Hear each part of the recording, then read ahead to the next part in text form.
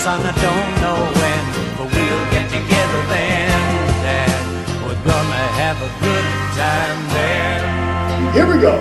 We'd like to thank you, Alex, for being here. We'd like to thank our sponsors, and I'd like to thank my son, Jimmy, for being here, not just filling in like he has, but being here today with me. First time, father-son team. We've been doing it for a lot of years, so let's see. Unsuccessfully, most of the time. Yeah. I think this car could get us even. For the last 30 years, we don't know. At least for the meet, maybe. We want to thank our sponsors. Alex, thank you for videotaping and being here.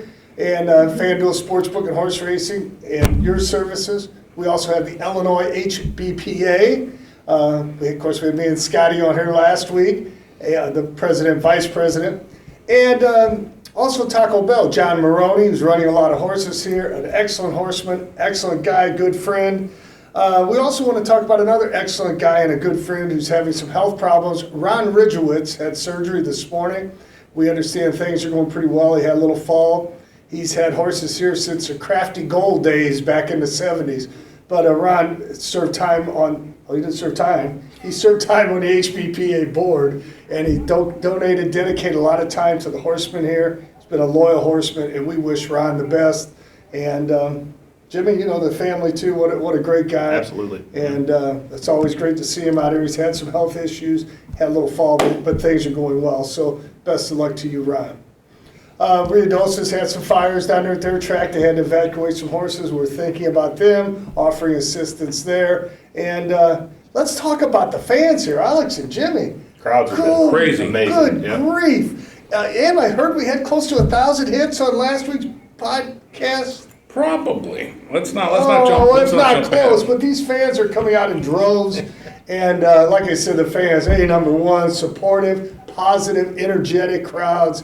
And makes it fun to race. And I do race at a lot of tracks around the Midwest, and there's more horses than there are people in attendance. So the fans are important, makes for a very festive, entertaining. Well, I think you said Steve Manley clicked on it about 200 times. That was he was going to do. And he's going to do it again because he heard we were picking him in a double, early double. Hey, let me talk about my partner here today, Alex, and fans out there.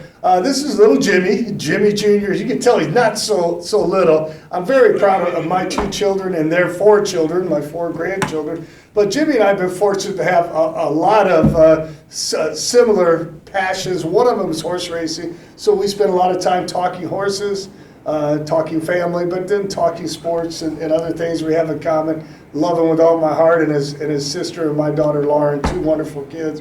Thanks for being here today. It's always fun to spend some time with you. Let's get rolling. Zip it up. We're short on battery time.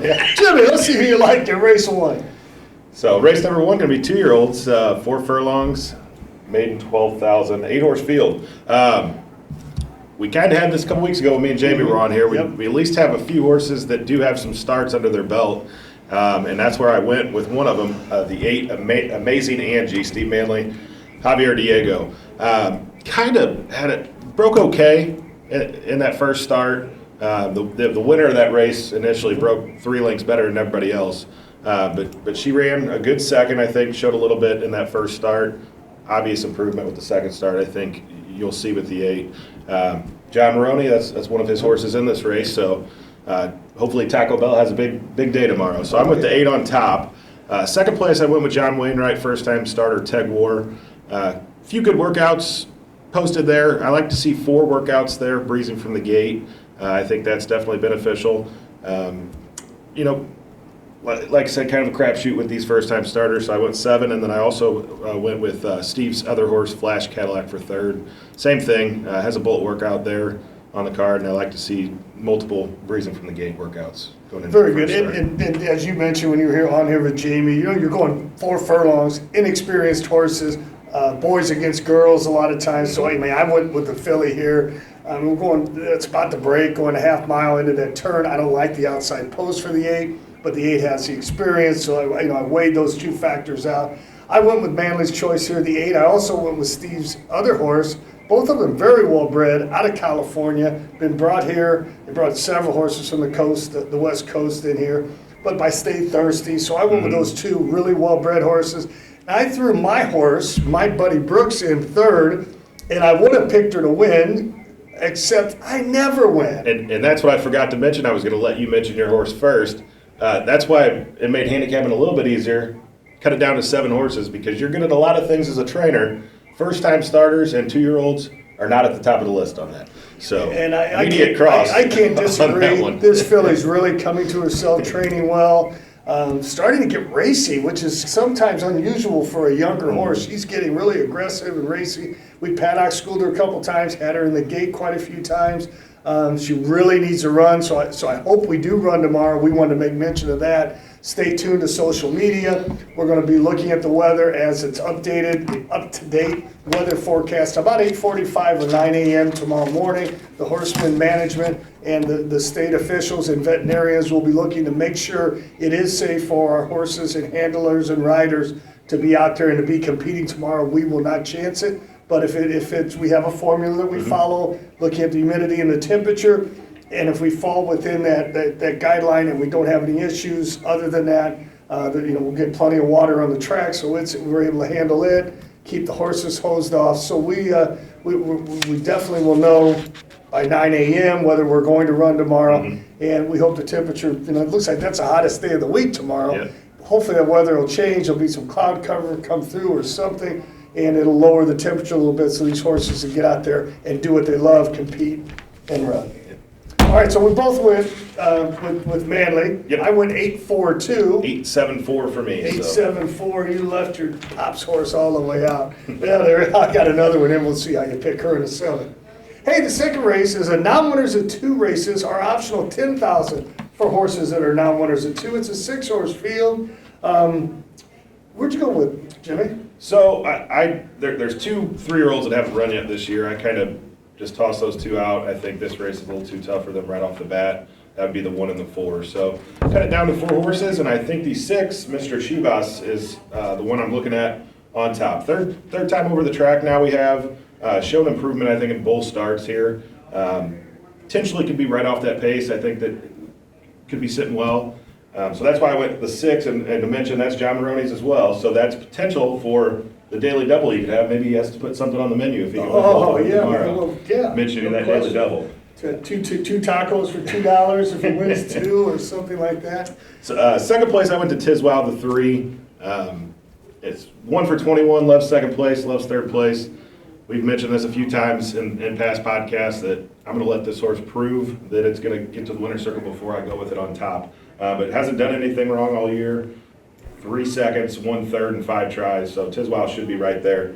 That would probably be one of my biggest exactas tomorrow is the 3-6 exacta box in race 2. And then I went with the 5 Move in Silence for third. Coming from a mile race, I liked it in that mile race last time. It didn't really show what I was looking for, but shortened up in distance, could be right there at the finish. So that's where I'm at. Well, we agree at the top. I went with Manley also. And I see these jockeys and trainers regularly, about every morning. I'll see them here, see them Hawthorne. And it's really odd. Some of the trainers get upset because I don't pick them. Other trainers get upset because I do pick them. It's the same with the jockeys. Like, don't pick me. You're gonna black cat me. You're gonna Manley me, which is what Ralphie Martinez says when Manley tells him, "You can't lose this race, son." Ralphie will say, "I know I'm not going to win it," when he tells me that. So yeah, it's interesting and entertaining. But I went with Manley here. A Manley double. I went with the 6. Like you said, showed improvement both starts here. The second start a little better than the first. Travis Wheels is riding well. Manley's starting to heat up and looks like he will catch fire sometime, probably tomorrow, we think. I went with Tiswell second as well. Tiswell is 12 for 12 in the money here. That's the good news. Yeah. Bad news is only one out of 12, 7 seconds and 4/3. That horse has beaten some nice horses in those close finishes, so he's got a good resume, but he just doesn't like the top spot. There's horses that are like that. Now, I did throw the 1 horse in third, who's been off for a long time, since August. You threw the 1 and the 4 out. Charlie Mullins, a trainer here. Billy McEwen, a trainer on the 4. And 2 veteran trainers that know how to get him ready. Billy won with 1 off the shelf a few weeks ago. Little bit tipsy, was it? Or? Yeah, I think so. Yeah. And 1 off the long layoff. So these are 2 veteran trainers that know how to get those horses ready off the layoff. I threw running water in, the one horse, Charlie Mullins. That horse showed real good potential as a 2-year-old. Now first start as a 3-year-old. Wouldn't surprise me if it took yet a few more steps forward. So I went 6-3-1. You went 6-3-5 here in race number 2. Yeah, and I think that one is definitely going to be part of the pace, but Tiswell's going to be there too. That's why I think going 6 furlongs first out of the year could just come up a little short in the first try. So that's why. Hey, thanks to our sponsors, FanDuel Sportsbook and Horse Racing, the Illinois HPPA, Horsemen Helping Horsemen, and your locally owned Taco Bell's. Stop and visit in Columbia, Waterloo, and Troy. All right, race 3. Tough race here for me to pick. There were a couple of those, this being one that really a winner didn't stick out. It's a maiden claiming, bottom level maiden, 4,000 for fillies and mares. Where'd you land at here, Jim? So I went to the outside with the 7 Baba's Gal. I think dropping down to 62.50 the last 2 times up at Hawthorne, coming from Oakland Park earlier in the year, showed a little bit of life there, 2/3. I think that race is probably a little tougher than what we're seeing today here for maiden 4. And Fernando Bahina tends not to bring a ton of horses down here. He does have 3 or 4 in tomorrow, so I think when he shows up, they all got a chance. So that's where I'm at on top. I went just at midnight, the 1 second. Lost a rider at the start last time, so we didn't get to see it the first time in this maiden 4 condition. The reason why I'm not going on top with the 1 is because 3 out of the 4 starts, she's had gate issues. Unruly in the gate with initial start, hesitated, and then stumbled and lost the rider. So when I see those kind of things, I just don't like to pick those type of horses on top until we can kind of see a pattern of them being better in the gate. And then for third, I went with Rain Attack. Definitely going to be part of the pace setting, and I think the others in this race might just not get to him. So that's why I threw him in the back end of the trifecta. So 7-1-2 for me. We're pretty close to, I just thought that race, when she didn't have gate problems, the 1 just at midnight, showed some real potential. Lost to Spicy Delight, who's come back and 3 for 3, I believe. Crushed him a couple more times. And, she was a clear second there by 2.5. And if she doesn't beat herself at the gate, I think gets out of the 1 hole, no gate problem, she's going to be tough to beat. Scotty, I know, works hard over there. He's got so many, but he takes from the gate, spends a lot of time, energy, and effort. Bendezu's a good gate rider. And you see Bendezu getting back on after falling off, too. I'm so sure that's he's been on the horse, positive too, and probably schooled the horse in the gate. So I think, obviously it's a gamble, but, I went with the 1 at this level. She's got the ability to be there.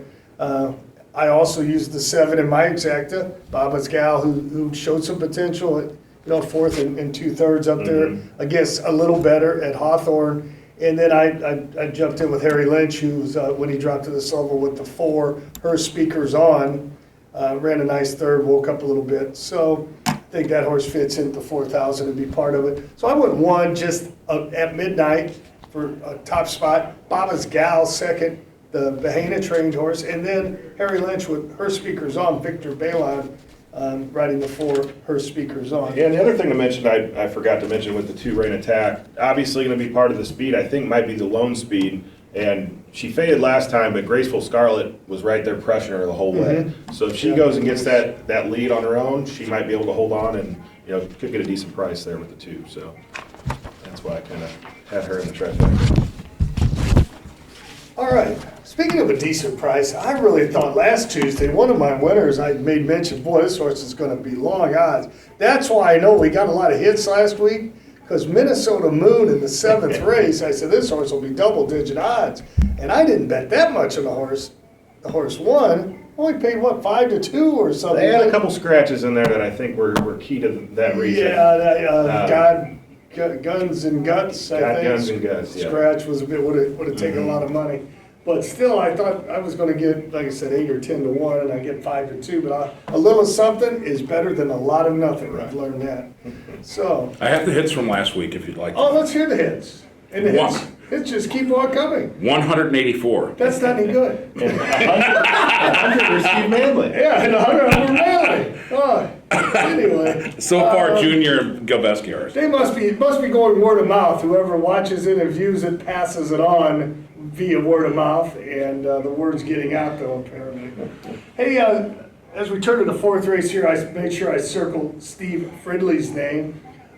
Steve's having a good meet. He's won 3 out of 8. Unfortunately, had an incident on a horse on the backstretch that he was schooling, He fell and injured a hip, banged up a few ribs, so he's recovering at home, using a walker. I understand he's being a pretty good patient, but our thoughts go out to Steve. That happened just a week and a half or so ago, and he's, like I said, he's recovering, and we look forward to him coming back. Steve Fridley, trainer of the 3-horse in race 4, had a little injury in the backside. And with these horses they're a lot of work. They're big animals, they're creatures of flight, and you have to be cautious. And accidents do happen to both horses and handlers. So anyway, get better, Steve. We're looking forward to seeing you back. Race 4 is a non-winners of 2 races, optional $10,000 for colts and geldings. That optional $10,000 also non-winners of 2 races. They have to fit that condition also. Jimmy, where'd you go with here in race 4? Best bet of the day, the 5 Westland. Been in open company predominantly. Now is a predominant route horse too, but the only 2 tries, tried this condition last June, had a decent third, and that race last year came up much tougher than it is today or tomorrow. And then the other state bred race was a $75,000 stakes race where it also ran third. I think finding the condition, finding a good spot, coming back to state breds, I think the 5 much the best. So we'll see with that 6 furlong when usually running 2 turns how that pans out. But I think the 5 is the one to play there. Second place I went with Gray Hop. First start of the year, coming in for Lori Plasters, but showed with a win and then a third by 1 last year in the same condition. Showed that has plenty of ability. I definitely think fits this spot. May just be a little short from that 5 with the first out of the year, but definitely a player. And then for third, I went with the 1 Span. I know I've talked about Span a lot. Should be closing up, getting a piece of the action towards the end. Yep. But the last 2 times, just a little too far back. So maybe we'll see this time if they can just get that horse a little bit closer. Should be right there at the end. I agree with this. Illinois bred non-winners of 2. I failed to mention it was state restricted. I went with the 5 also, just been keeping better company. And if you look at a couple of the Illinois bred races on record here, one was third in the Polar Expedition on Labor Day up at Hawthorne, a third by 5. You get some nice horses there, and a third down here. So in the same spot last year. So 2 starts here, that third, but I think Illinois bred company, third start here, third start off this cycle, 4th start of the year. I think this horse speaks that it's going to have a big effort today. Rainier Arrieta, last year's leading rider, up on this one, stays on it. I think the 5 wins it.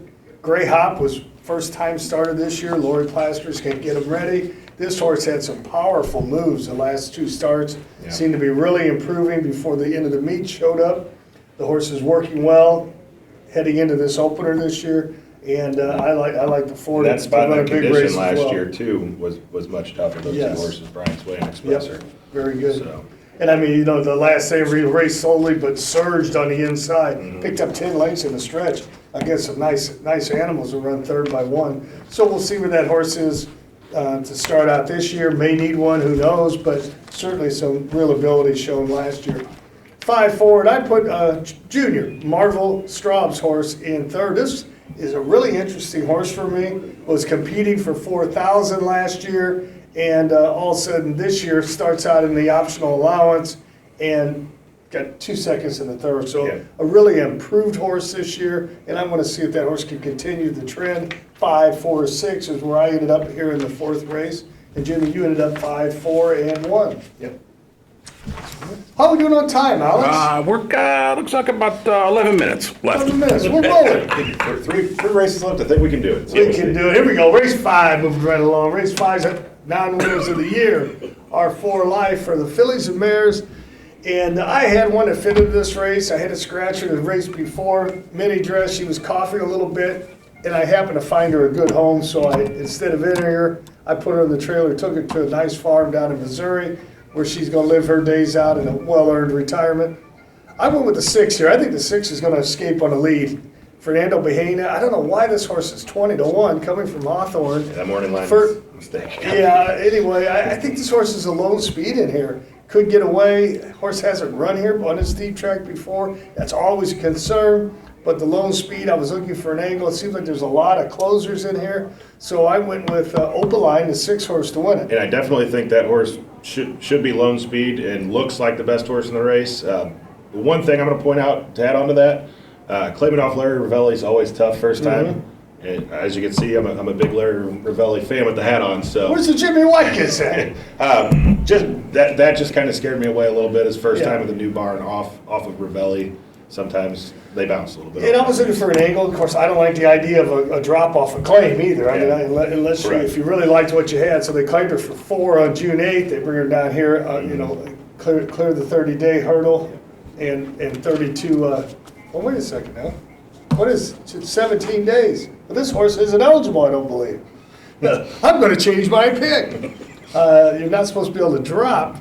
You have to run back for the same money for 30 days. I believe, is the rule. Anyway, that's who I picked, and we'll go to my second choice, so Jimmy, if that's the case. Next time you win, had a really solid year last year, a win in 3 seconds from 8 starts. Seemed to be running a little better at third off the layoff, ran a 4th by 4, picks up the leading rider. So I picked Next Time You Win in the second spot, and I threw Warm Beauty, who comes closing at the end for Mike Durham, Victor Santiago. I put that one in the third spot, 6, 7, 5. I got to look that up and double check it if the 6 stays in there. Maybe that's why Roger set the morning line at 20 to 1. Yep. Where'd you end up here, Jim? Well, my listeners are going to be glad that I did not pick Warm Beauty on top, so go to the windows immediately. I picked her the last 3 times and with no success. So I put her third. I had the 6 in second. I went with my best long shot of the day here in this race, the one Bumper Girl. Simply one angle here. She hasn't really shown much in her 2 starts this year, but she's going back to Uriel Lopez, where he won 2 times on her last year. I think getting Uriel back in the saddle, third off the layoff, you might be able to see 10, 12 to 1 at least. Not now. The word gets out apparently. Well, and especially if they're scratching at least 1, that doesn't help either. But hopefully, you get somewhere around 10 to 1 on the 1 with Uriel back aboard. And a well-bred mare, too. California Chrome out of a Dixie Union mare. So I'm 165 at this. I think Warm Beauty will still be there closing up. But if the 6 is out, there's not going to be a ton of pace to run after these closers. I mean, whoever gets the pace will get it by default if the 6 isn't in there. All right, speaking of 6, 6th race. Now winners of 2 races other than maiden, claiming, starter, or Illinois bred. Now winners of 4 races are an optional if you want to risk the horse for 10,000 claiming. I see 2 in here for 10,000, Talos Park grad and Mon Ami Fuzzy. Nice name. Who'd you go with here, Jim Burrow? Well, there's definitely plenty of speed in this race. That's yes, for sure. There is. Fever Nation loves to go. Sunny is Not So Funny loves to go. Talos Park grad will be there. And Bill's Honor will be right there. I went with the 6, Bill's Honor. Hasn't done anything wrong. The first start had some issues in the gate. I think maybe just needed a test drive out there. And since then, 4 wins and 4 starts. Went up to Chicago, tried that open company against one of your former horses, Stranger Range and Clyde's Green Go, 2 very useful horses. Still got the win up there, so I'm gonna go with the 6 on top, Bill's Honor. I went outside for second of Bill's Honor, the 7 Comfort Me Now, Bo Taylor, Lori Plasters with Corey aboard. If you recall last year, in a similar condition, this horse first out of the year. Big winner at 27 to 1. I think going to fire another big race first time out of the year here with something to run at.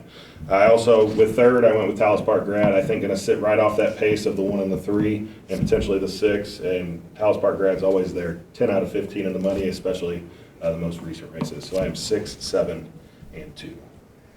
And I'm 6'2" at 7. What a great race with a lot of talented horses, young talented horses, older veterans like Talos Park grad who's won 12 out of 37.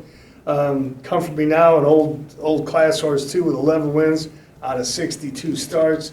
Just has taken off too with Corey Orm and Lori Plasters over there, moving to that stable. And so I went 6, 2, 7. Going to be a fun race to watch. An interesting betting race. I think a lot of horses will be taking some action. A horse like Sonny's Not Funny, who I picked to win last time, is going to be stepping up here, but is a live, hot horse. And looking at the 1, just because there's so much speed, and I think he needs to be on the lead, I tossed out here. But since that layoff in May, 2 bullet workouts, definitely on the improve. Whatever was up with the 1 is appeared to be fixed with those 2 workouts. So. Oh yeah. Okay. And of course, when you got Manly and Santiago, you got to be live on 1. How we doing on 7 minutes. So we got plenty of time. Let's take a break and talk about our sponsors. We have FanDuel Sportsbook and Horse Racing, and Alex is always here to help out. Your locally owned Taco Bell's Columbia, Waterloo, and Troy. Might be selling the daily double burritos here shortly if we get some winners for Maroney. Manly Maroney double, early double tomorrow. In your Illinois HBPA, Horsemen Helping Horsemen. The 7th and final race, a very good racer too. I looked at this initially, I said, I ran second in this spot to Caleb's honor. I'm going to come right back and win it. I picked myself to win, but I got to look at this race is pretty tough. She's going to have to run a bang-up race to win it. Who'd you go with here, Jimmy? And I'll just tell you who I went after that.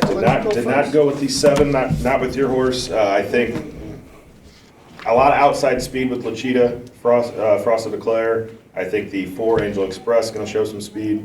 I think there's going to be a lot up there. So I went with the 5, who's probably going to be right off that Dixie Penny, and Scott Becker, Alex Mendezu. Good combo. First start over the track last time. Ran a good first. Always like to see that first time over the track with a big win. I think the conditions, starter 10 down at Oaklawn that had a win, I think that puts this horse above everything else in this field. So if it can run back to something like that, I do like the 5 on top. I went with the 8 Lachita second. I think other than with the 7 Frosted Eclair, I think Lachita, if she gets pressure, does tend to hold on just a little bit better with that pressure. So I think Lachita will still be right there at the finish. And then I did go to Kenny's other horse, the 3, Catch Us If You Can for third. I think another one that might be sitting off that pace by a few lengths and come up there and get a piece of it. I'll tell you what, Alex, I'd cut his allowance if he still got one. He didn't pick me to hit the board with either horse. I picked myself on top, but I agreed there's a ton of speed in here. Lachita, Frosted Eclair, and Angel Express. Hey, speaking of Angel Express, I have a note here. Vance Childers, I was up at Hawthorne yesterday, and Vance did everything but win the Bucks Boy handicap, Illinois restricted stake. Chris Block's horse just nailed him at the wire, led the whole way. Victor Santiago was on that one. So a shout out to Vance, who the stakes placed yesterday, and darn close. Led about the whole way and just got nipped at the wire. Nice job, Vance. So I went with Frosted Eclair. She is a nice mare. This, once again, spells out big race for me. She got soundly beaten up there for a $75,000 optional claiming against some monsters, 5th by 18. Came back and led all the way here against some really nice 25,000 allowance horses, Wildwood Buy and a Rose from Lila. There is no Wildwood Buy in here. There is no a Rose for Lila. So I think Frosted Eclair is screaming big race, and I think she's going to run big in this spot. I put the 5, Dixie Penny second. That was a nice bunch she beat last time. Awesome Birdie and Can 2, 7, 5, and I threw Angel Express in there third, 7, 5. Going for 3 in a row there, yeah. Two in a row, pretty sharp.